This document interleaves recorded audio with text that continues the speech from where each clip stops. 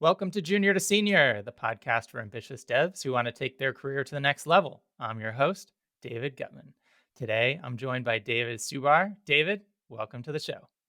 Thanks. Thanks, David. Excited to be here. All right, so for folks who are just meeting you for the first time, could you share a little bit about who you are and what you do? Sure. I run a company called Interna. Interna focuses on product management and engineering and how to make them more effective. So we spend time thinking about how do you build fast, ship fast, get feedback from the market, and then do it again and again. How do you get product market fit faster? How do you align engineering and product management? But I started my career, and I think this might be interesting to your audience. I started my career doing research and development in AI and machine learning at a military-owned think tank. And that was interesting, but not for the reasons you might think. What I learned doing research and development was a good project is writing a paper, maybe presenting it at a conference, and then nothing happens. And so that was very frustrating for me. And even though we were working on things that were cool about getting signals intelligence from the bad guys and trying to figure out what they were trying to do. And the problem set was interesting. We weren't really having an impact. So I switched my career to being a developer at an AI tools firm, first being an engineer, then managing teams, then managing larger teams, and eventually being CTO, and then eventually chief product officer of companies. And so the transition, what you talk about in this podcast was a transition I took in my career. But then I got Mhm. very meta about just how do I build software that people use, products people use, but how do I build teams that build products that people use? And so Mhm. that's my career arc, and that's what Intern is about, is helping companies do that. And so I spent a lot of time thinking about that. Specifically at Interna, we do four different things.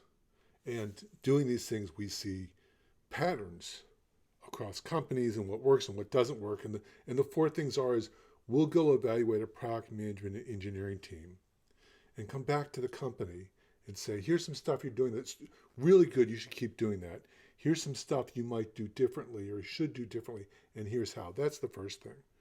So we see inside product management teams and engineering teams things that work and things that don't work. Second thing we do is we will mentor and coach engineering and product executives and help them get to the next level. Having been people at Interna, having been CTOs, chief product officers before engineering and product executives, we've seen those patterns. We'll coach. That's the second thing. The third thing is if a company doesn't have someone to take those teams to the next level, we'll jump in on an interim basis and run product management or engineering or both, help fix them, help hire someone permanent to run the teams after us. And the last thing we do is we do due diligence for investors. And through all those things, we see a bunch of patterns that are interesting to help product management engineering build fast and ship products quicker. Yeah, I love that, and I'm sure that there are many engineers listening to the show that I think have some degree of frustration of where they feel like they're working on things that don't matter or not getting used. What was it about what you were doing at the think tank that there weren't any results? I mean, it sounds like what you were doing was very useful and applicable. I guess, where was the I don't know, what was the obstacle there? The obstacle is what we were doing is advancing science and not doing engineering. Now, Mm, science is clearly a good thing. We need science to do engineering, but we were doing science experiments that someone might take and use in a real project someday or might not. And we would never know if they did or didn't. mhm. And so, once again, the world needs scientists. It turns out like Newton was really important. Uh, you know, Einstein, Leibniz, these are all really important people. Um, but there's lots and lots of scientists that go in the background and no one ever hears from them or maybe even takes the results. And I'm not Newton, Mhm, right? But I did want to build something that had an impact. mhm. So it sounds like you definitely moved in that direction. And then do you feel like that's the same trajectory moving from engineering and being a CTO to focusing more on product? Yes, that's exactly right. And the fundamental thing here is, how do I create value? How does my product create value? How does my company create value for the people we serve? Hmm. And if you understand that, then you can go and say, oh, if I do X and Y and Z, I'm helping advance our mission and someone is getting value out of this. And therefore my role is has importance. Now, this is not Hmm. meant to be about me, but if you want to function well in your ecosystem, you need to provide value in your ecosystem. Uh, by the way, it's not just you as a developer who needs to do that. Your manager needs to do that. The CTO needs to do that. The whole company needs to do that. If you're not providing value in your ecosystem, then someone will say, interacting with this person is not a good use of time or money. Let's try to figure out a way not to do that. If Hmm. you're providing value, the opposite effect happens, and they say, "Oh, I'm glad to be working with this person. This person is helping push us farther along in what we're trying to get done. How do I engage with this person more?" Right. Yeah, totally. I mean, I think this is something that comes up a lot on the show, which is why should any engineer make software? And I think many of the guests on the show uh, have cautioned that if you make software in a vacuum and like it's not making anybody's lives better, it's not providing value, it's not saving anybody time, it's not helping them make more money or do something, get more time doing something they enjoy. Uh, you got to be careful just because that's ultimately not going to be very rewarding and almost goes against the purpose of creating that software. Now, I guess one of the things that you mentioned that I feel like I kind of lit up at is you spend a lot of time working almost like the space between or I guess the space around product teams and engineering teams. And in my experience, that can often be a very fraught relationship. I don't know if that's your experience, but I find uh, in I've heard in a lot of companies and some I've even been at, the relationship between product and engineering is a little bit contentious. Is that something that you've experienced? Yes, it can be contentious, and it's bad if it is. Now, there's some people who have the idea of like, I want tension between product management and engineering. I want them to fight a little because, then we get the most efficiency. I argue that's completely the wrong reasoning. Mm, Product management engineering should see themselves as one team that builds product. And so, to like one step further in that, if an engineer thinks they're only to write code, tell me what you want to write the code, and then I'll give it to you, and it's on you. If a product manager or product owner thinks your job is to write user stories and it's on the engineers how to get it done, that is only a component of your job. That's not their job. mhm, That's necessary, but that is not sufficient. The job is to build and ship a product that serves somebody. And mhm, so if it's a cancer for product managers to say, we would release this, but engineering was too slow. Or engineering to say, we built what they asked, but if it's the wrong thing, it's on product. mhm, Both teams have failed if that happens. And so it's about, how do we work together to build and ship something? Now, I have a lot to say about the Spotify model. I interviewed one of the executives at Spotify about the Spotify model, and you shouldn't overlearn the Spotify model about squads and how they organize, because they did that for a particular purpose that they were trying to solve. Glad to talk about that, but maybe not for right now. But the key takeaway that I think is useful there is that product managers and engineers were on the same squad, mhm, and they succeeded together or failed together. And that bonding, that recognizing that we do the same thing, is really important. And I would argue it's not just product management engineering that bonds together. There's some companies that say, "Oh, I'm in engineering, I serve marketing or I serve sales." The mhm, answer to that is no, you don't. You and marketing and sales are on the same team that serves some customer. mhm, And so that's that's the way to think about the problem that is most successful, that bonds product management and engineering and tends to get the right results, because then you say, we release this product, let's retro it. Let's not just retro the sprint.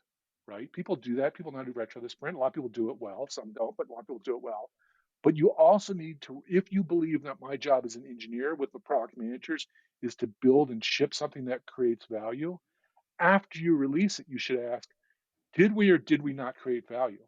And before you actually start it, you should have a thesis about we're going to build this because we believe we're going to create value in this way. And then as once again, you do the release, you test whether you did that or not, and then you update the whole product management process.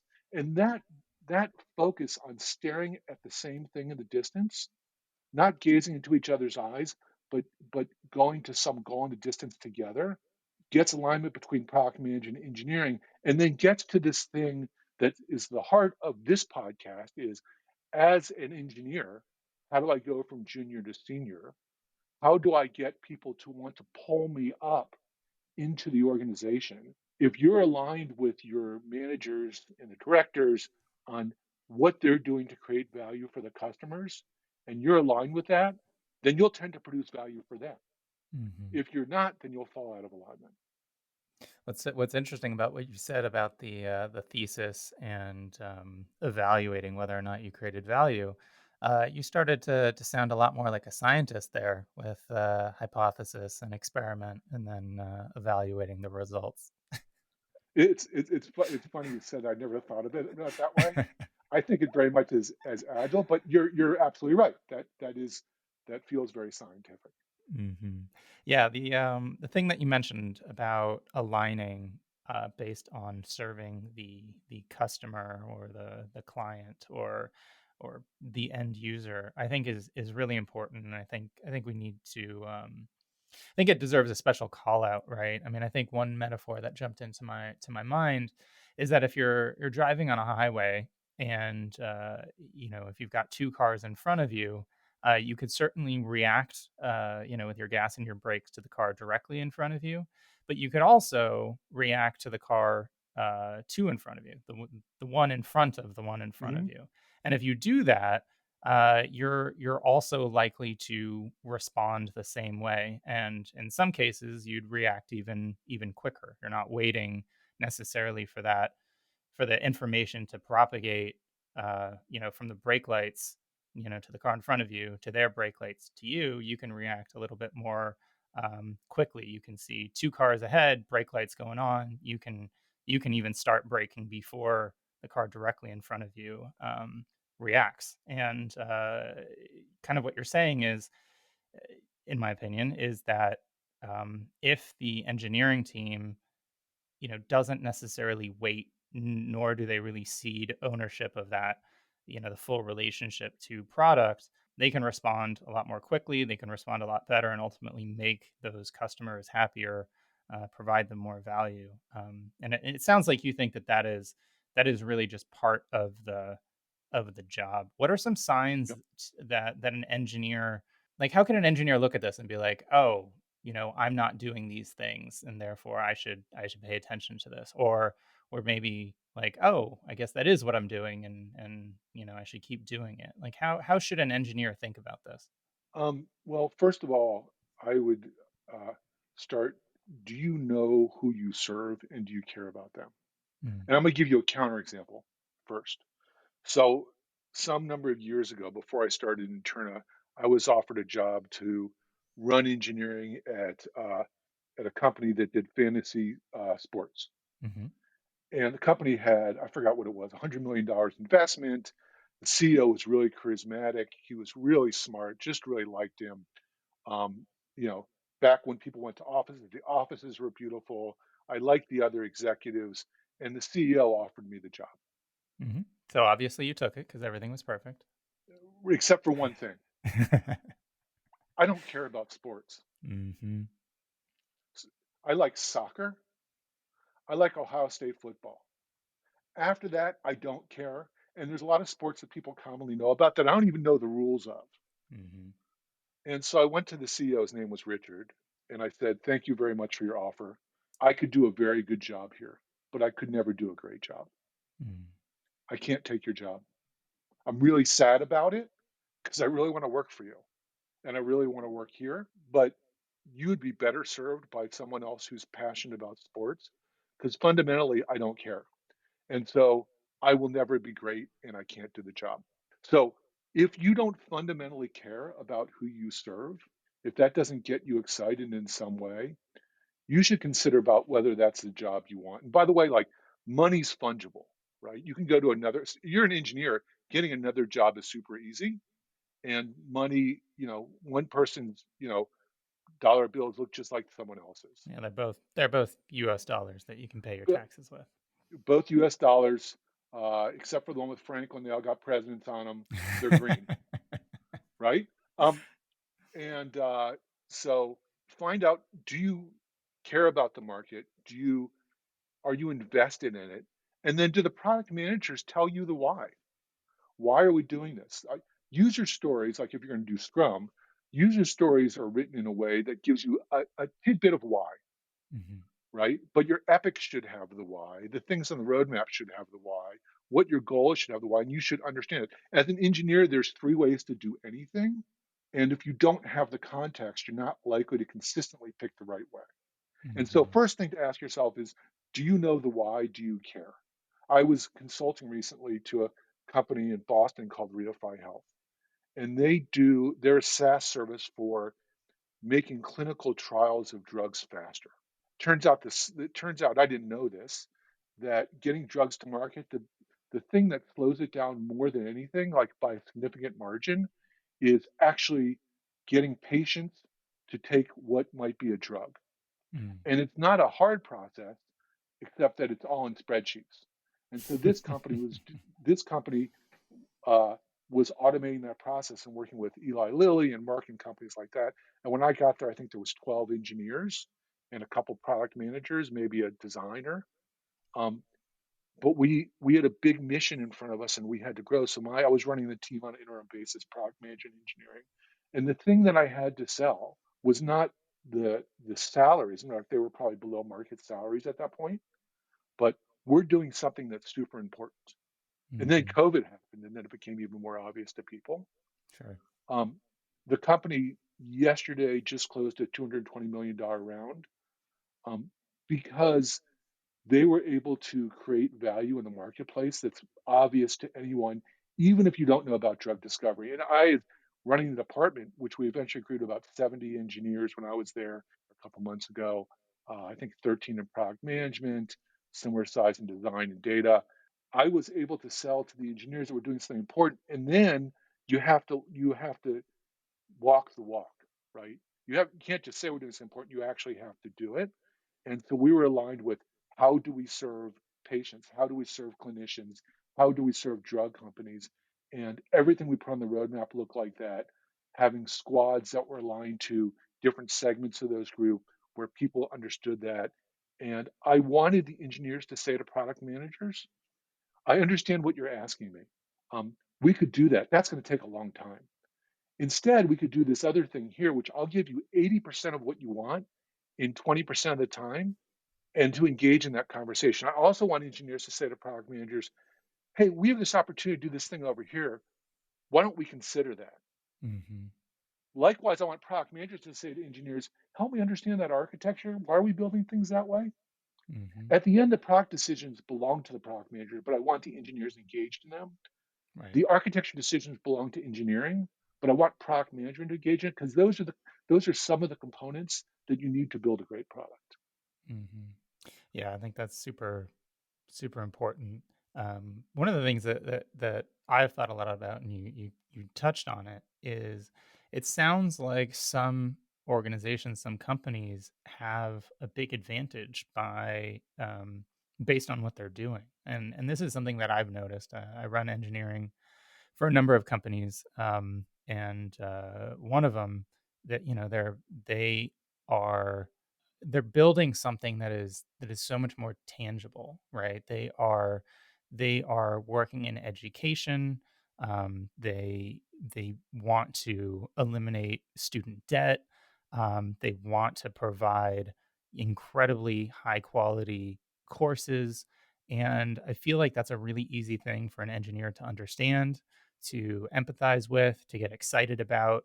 And when working with other companies, that that are doing something that might just be more like arbitrage, right? Think Yeah, hedge fund crossed with internet ads. It can be a lot harder to recruit or get an engineer interested about like why they're building what they're building. And I think even within a company too, if you're working on something that's touching an end user that you empathize with, that can also be very different than if you're building internal reports that the customer is just the COO and their team or something, and it's all financial spreadsheet type stuff. How do that's you right. Yeah, I mean, like, how is this something that has an answer or some kind of way, to or is it just you just find engineers that are interested in that? Or if, like, you are this engineer, do you just move? Like, kinda like what you did? Like, Yeah. "Oh, you know what? I don't wanna make reports, like, I wanna," I yeah, I don't care about COOs and their teams. I wanna do this for artists or something. Like, what how does that all work? Yeah, so the answer is basically everything you said. Some of it is, different horses for different courses. Like some people, I had this job offer at Bridgewater Capital, which is the world's largest hedge fund. This is another job I didn't take. Um, I always think of Bridgewater as, like, the opposite of, like, Zappos. Like, they're just, like, on yeah, opposite sides of the mirror. 100%. That's exactly right. And my job was going to be doing exactly what you said was producing reports for the COO. The interesting thing about Bridgewater, and it's a really interesting place, like they think about macroeconomics and how they work and how investments should happen over, macroeconomics over tens or hundreds of years. And what does that mean? Oh, when the Portuguese Empire rose and then fell, what happened to economics? How should we invest in the United States based on that? How do we look at China? Really, really interesting stuff, and I would have loved to have been involved with that because like that, well, that tickles something in my brain. But my Mhm. job is gonna have nothing to do with that. Mm. Mhm. And so I said no. I might have made a lot of money there, right? Yeah, There's a they're good huge, at they're good at making money. really, they're really good at that. Um, but I wasn't going to be in that part that was interesting to me, right? So Mhm. I took other jobs and I did other things, and eventually I did Interna. So, but there are some people who like to do those things, and so good for them, and they should take those jobs. And you know, there's no negative, there's no negative for them. But if you're not that person, don't take that job. Just don't. You're not going to be great. You'll be unhappy. Um, and once again, the opportunity to get jobs is high. And it turns out engineers are generally paid a lot of money. So, one of the pieces of advice I give to people is you're much better at being at a profit center than in a cost center. Mhm. It's much better to be the CTO than the CIO in general. I don't want to overgeneralize, but in general, because if you're the CTO or the chief product officer in a technology company, you're probably building the thing that generates revenue. Mhm. If you're the CIO, I have a friend who's COO of a major grocery chain, and he was talking to me he's talking to me about the CIO position, and he said, "You would never take that job, would you?" And I said, "Nope, because you would only talk to me when the cash registers didn't work. It's like electricity. You'll only notice me when the lights go out. Mhm. Other than that, you'll say next year do more with less." That's not Mhm. fun. Mhm. There's some people who like that, right? And there's some people who want that kind of job and want that kind of role. One of my friends plays bass guitar uh, for a band that's kind of well known, and like he never wants to be the lead singer. He always wants to play bass guitar. Mhm. Good for him. Not that I want to be lead singer, but I want to have a role. Like once again, I want to know how I'm affecting some market and somebody. And so those are the kind of roles that I put myself in. And by creating value, that's how I got pulled up. Yeah. So junior to senior, we have a companion private community, and one of the things that we do is we talk about basically we ask questions come up, and so one of the ones that we were discussing recently is for engineers, like, what are you working on? Are you working on something customer facing, or are you working on something internal? And is this what you want to do? Why not? And I think this really relates to it because I think oftentimes when you are working on those internal things, you're not necessarily part of that um, value creation to the customer. You're not serving your customers, your clients, your users directly. However, it's one of those things where you may not be changing or your company's position. You may not be pushing your company farther along in terms of position, but you might be increasing the velocity, right? You're going to Right. be helping the rest of your team move faster. Um, in my past, I've definitely would take on jobs that had a high visibility to the executives and the CTO, and I feel like that worked really well for my career. But on the other hand, I can also see that it would make a lot more sense in some ways for an engineer to mostly just be involved on features and projects that are going to lead to more money directly. Do you have an opinion on this? Uh, I think both are fine, and maybe you switch off from one to the other. Mhm. Um, and I think what opportunities present themselves to you, and what do you think? What do you think you're going to be good at? What do you think you're going to be excited about doing? Doing things that are high visibility are good. Things that create a lot of value tend to become high visibility, uh, and so I think both are good. And by the way, I just want to go back to the Bridgewater thing. If I had an opportunity to write report to Ray Dalio, the CEO of Bridgewater, and then interact with him and learn things from him, even though my job wasn't that important, that would be interesting to me. I Mhm. would learn a lot, and that would have been a great job, except for working for him might be difficult. Um, that Either a might be a good great time or a good story, right? that's exactly, that's right. But that would be worth it, even though I wasn't pushing the product ahead, just being in a room and learning things, that there's a bunch of ways to do interesting jobs, to have interesting careers without being the person on the front of the product. Mhm. Um, and so, my father used to have an expression also, you need to be where luck can happen to you.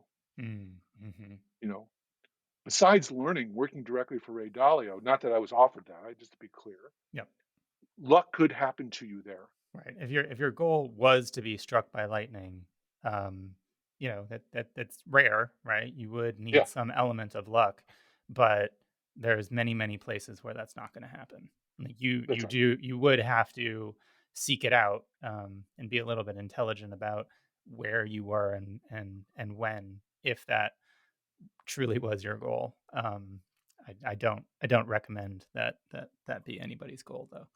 Yeah. Um, yeah, and on the subject of Ray Dalio, just real quick, I do highly recommend his book Principles for anybody who has not read it. It will tell you a little bit more about him, Bridgewater, and the my quip about Bridgewater being like the anti Zappos is that Ray Dalio has very strong opinions. I may even call them principles of how to manage teams, build companies, how to get the most value, from people, and it's really interesting. And a lot of that is experimental that he's refined over the years, and it's incredibly impressive. But when you read it, it comes across very almost like a polar opposite of somebody like Tony Hsieh, who also thinks very deeply about how to get the most out of his teams and build companies and his philosophies. So they both have methods that work, but they are both very different. And I have to imagine a lot more crying goes on in the Bridgewater bathrooms than Zappos, but I don't actually know for for sure. So, okay, David, I want to know a little bit more about what what you think engineers, I guess, can do to get into the right places, because I think some of our listeners may be right out of a code school. They might be more of like an aspiring developer, and they're going to be thinking that they really can't be so picky. That if they do get a job working for internet marketers or something, and then who they consider really sleazy. Well, they just have to take the job anyway. Do you think that that is untrue, or is it more along the lines of like, look, if that's what gets you your first job where you can build up experience, go ahead and do that, and then in a year or two, then you can really think about who you want to serve and how. I would try to avoid that if you could. It it might be the right path to take a job that you don't want in the beginning to hone your craft and to get some points on your resume. Um, but I would try to avoid that because A, the demand is very strong. Uh, B, what's going to be the quality of that experience that you have there for honing your craft? So maybe maybe that's the right thing to do. Maybe that's the thing you have to do, but I would try to not do it. Um, the Ross Perot once talked about the giant sucking sound of Hmm. jobs going to Mexico during NAFTA. There's a giant sucking sound for engineers all across the world. It's hard to believe that would be the only choice. If it is, do it and get started. Like, better to get started than not, better to eat than to starve. But be looking for, what am I going to put into this? What am I going to get out of it? And what am I doing next? Working with sleazy people, just like bad things tends to happen. Hmm. It's, uh, um, what's the expression? Sleep with the dogs and wake up with fleas. Yeah, that makes a lot of sense. And then okay, so let's say an aspiring dev, they're able to hold out, they're able to find a company that they agree with the mission, right? They like the world that exists in that future vision. They want to help make it come true. They are interested in the customers. They believe in making those people's lives better or easier. How do they know when they're being effective? Because I assume you don't think that they just leave it up to product to tell them. I mean, what are how can an engineer know that they're being effective? Well, there's two parts. First is, how do they know the product they're building is being effective, and how do they know they are being effective? Hmm. Right. I think you asked me the latter. I think we might have covered the former, right? Which is, have a thesis of why you're building something, release it, see if you made the metrics move. I have a formula for that, which I'm glad to share in a minute. How do you know you're being effective? Um, think about, what are you, think about, uh, what are you building, the quality of what you're building, the velocity of what you're building, and the cost of what you're building. So let me take those backwards. The cost of what you're building is, uh, how do I minimize cost to prove something? That doesn't mean I want to build crap, right? But I want Hmm. to build the smallest possible thing to see if we are or not producing value. I want to build something that I could refactor and build on top of. But did I build the smallest possible thing at high quality? Hmm. Am I producing leverage for the other engineers that I work with? So leverage there might be, hey, I built a tool for myself. I shared it with other people. Hey, we paired, and I helped bring someone up. Um, uh, hey, I had a good idea about architecture that I shared with someone. We're a team. This is not a fixed pie where the bigger slice I get means the smaller slice you get. It's, am I helping increase the pie in from an engineering standpoint so we're all successful? And by the way, like, did I learn something? Did Hmm. I teach something to the people? Did I learn from them? Did I teach them something that makes us all better? It's, the everyone knows this. Don't measure lines of code. There's a bunch of things you should not measure. Some of this is subjective, but is the team better for me having been here?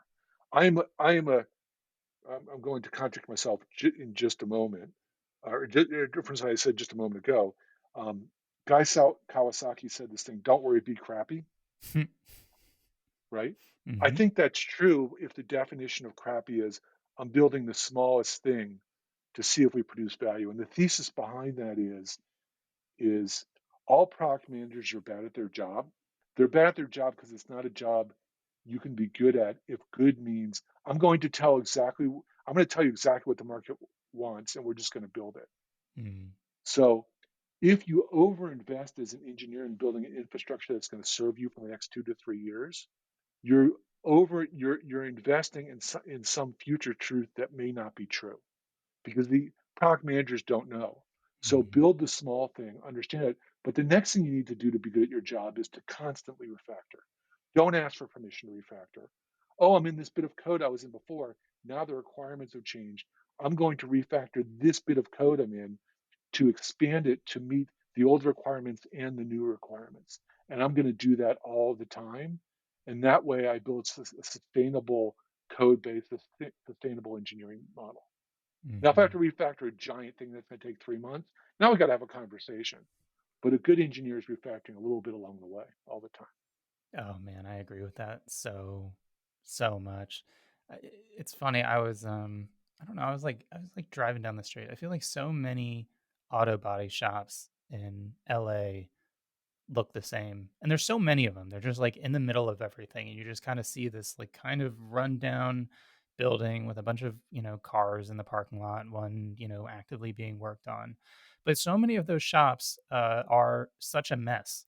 And like don't let your code base you don't have to let your code base do that. And I'm sure that many engineers just think that they kind of have no choice, right? I have to get this feature out.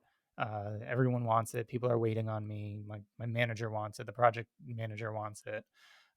So I can't write tests. I can't refactor. I just have to build this thing and get it out the door as soon as possible. And that's just not really that. I mean, that's not true in most situations. In most situations, even your engineering manager or your tech lead don't really know how long it's going to take for you to do the thing, and writing that additional test, doing a little bit of extra refactoring, that's only really going to add a few hours, in many cases. Just do it. Like that's not going to Right. have a huge impact on the delivery, but it is going to have a huge impact on your teammate, especially if you get into the habit of doing it, right? There's really good advice just in normal life, which is that anytime you leave a room, bring something with you that doesn't belong there, right? If something needs to be Right. thrown out, just you're leaving the room anyway, just take it and drop it off in the trash can like as you pass one by. Or, oh, this doesn't belong here, it belongs in the kitchen. You're in the kitchen. Oh, this doesn't belong here, it belongs in the office. Just if you get into the habit of doing those things, that continuous little bit of effort goes a long way. And so I thousand percent agree with what you're saying there. And there's kind of this other part too, I feel like there's a connection, right? You're talking about product managers. It's very difficult to be a good product manager because being an excellent product manager means that you can almost predict the future, to some extent.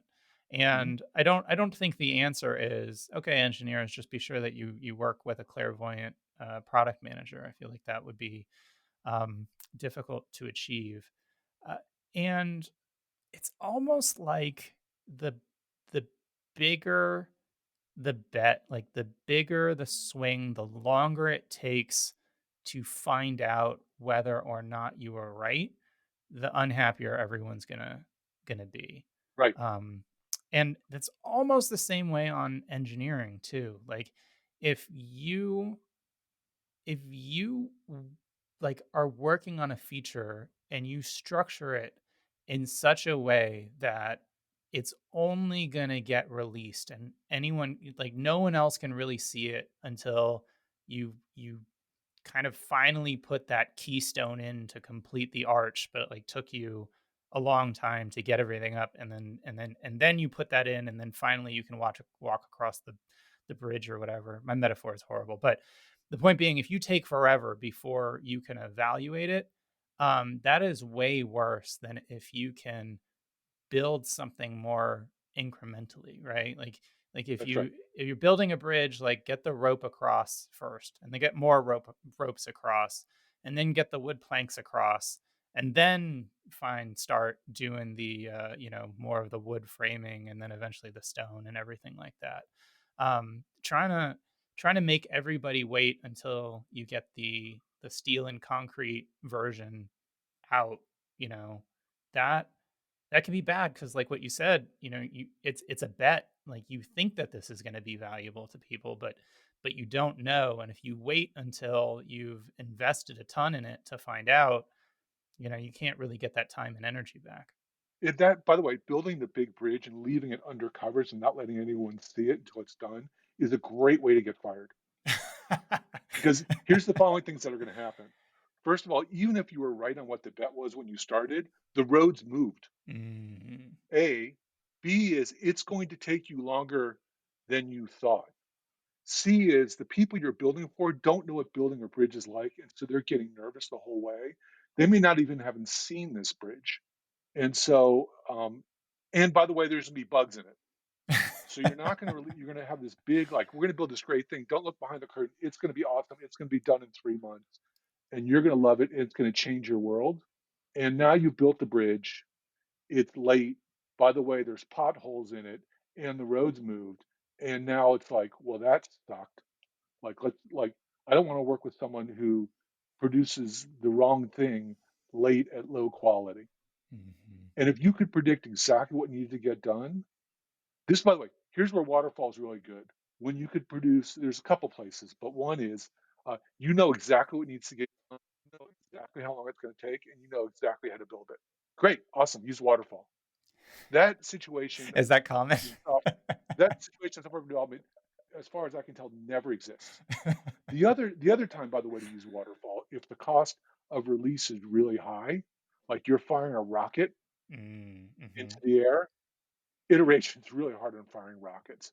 yeah, Waterfall is probably the right thing to do. Actually, there's one other situation about I did some hardware development in augmented reality once, like that's a mix of hardware waterfall. It's another situation. Do something agile. There may mhm, be some other case I missed, but like that situation of building the bridge, um, the metaphor we're using, don't build a bridge behind a curtain and let everyone see it behind. You're going to get fired. By the way, mhm. you probably deserve to get fired. Mhm. Yeah. Yeah, that the it I like that you brought that up. I'm sure there are situations where measure twice, cut once makes a lot of sense. Those cuts can be very expensive, to get wrong, and iterating just may not be an option. Um, You know, you touched on something too that I think is really, really important, and it has to do with, as an engineer, y your I don't know if it's maybe it's seniority, but your power, like the your value to the organization is proportional to how you're helping others, right? So it's kind of what you're saying. It's like you're creating a tool that other people on the team can use, right? You create it once, you use it, and then other people are getting sped up by it. Their work becomes less error prone. It ships faster. It is easier for other people to understand. The dividends keep going. You also mentioned pairing, right? You the information that maybe you're stronger on the front end, they're stronger on the back end, and now you pair with them. You didn't transfer your front end knowledge in the sense that you lost anything.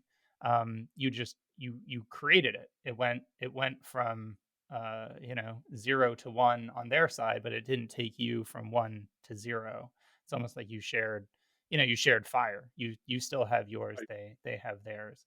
And the more opportunities I think that an engineer can do this, um, it's almost like their reputation grows, the value to the organization grows, and there's probably even second order effects, right? You teach that engineer, and then they teach other ones, right?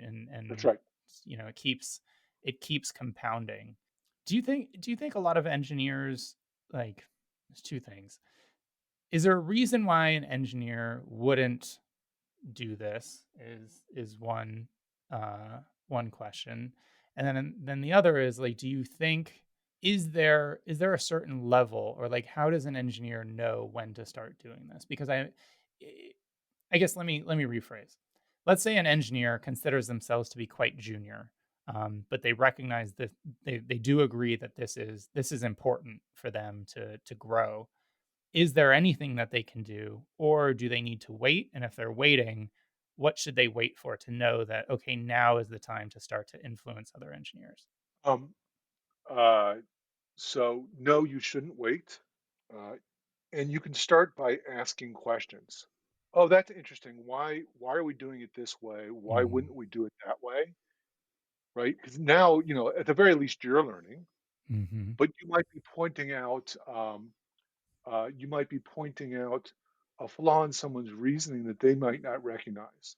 And so, as opposed to telling, say, "Oh, no, no, we need to use JSON in a different way here," uh, and I'm just making up something arbitrary. mhm, That's wrong.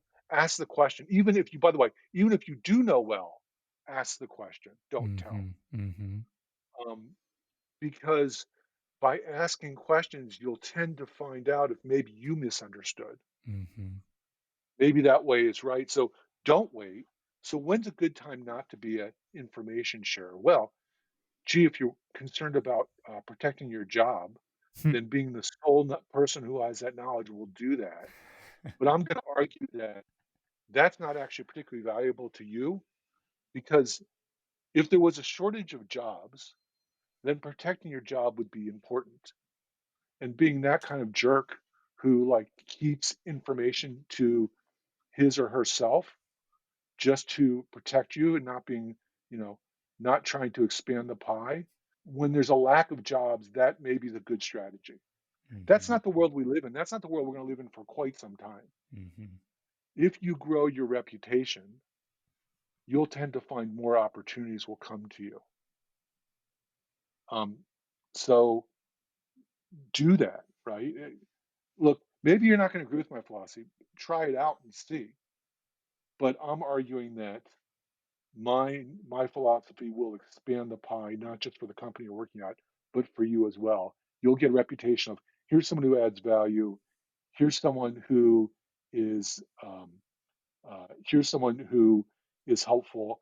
Gee, I tend to want to seek those people out as Mhm. opposed to people that are difficult to work with. Yeah, it's like you're developing gravity, right? People are going to Yes, be attracted to you because of how you make their lives better, make their lives easier, save them time. Yeah, that like delivering value. Um, I really liked what you said about asking questions and not telling. Um, I feel like it's pretty universal. I think most teams really just do not have as much documentation as they would like, and you don't need to be an expert to ask questions and then write down the answers. And yet right. that is incredibly valuable. So I agree with you. There's kind of no reason to wait on on that. Hey, David, this has been great. Where can people find out more about you online? So there's a couple ways. My company's Interna, Interna. Go to our website, interna.com. There's a company with a very similar name called Interna Technologies or something. Don't be fooled. They do RNA stuff. Just interna.com. There's contact us there. You can find us there. D Subar almost everywhere on the internet. Um, so D, first initial David. My last name is Subar, like the car Subaru without the U, Subar. You can find me on LinkedIn. Hit me up there. People have questions. They can reach out on the internal website. Hit me up on LinkedIn. Tweet at me. And I'm glad to be helpful. Fantastic. And we'll put all of that in the show notes. So if you just go to junior2senior.io, you can find links to all of those things. So perfect. Thanks for joining me today. Thank you. I've enjoyed it. All right, folks, that's it for this week. I'm David Gutman, and I hope you join me again next time for Junior to Senior. Recruiting at tech events can be one of the best ways to find and hire senior software engineers. Unfortunately, it's easy to make simple mistakes and wind up with no leads. Grab my free 12-point recruiting checklist to maximize your sponsorship investment at superstruct.tech/event-recruiting-checklist.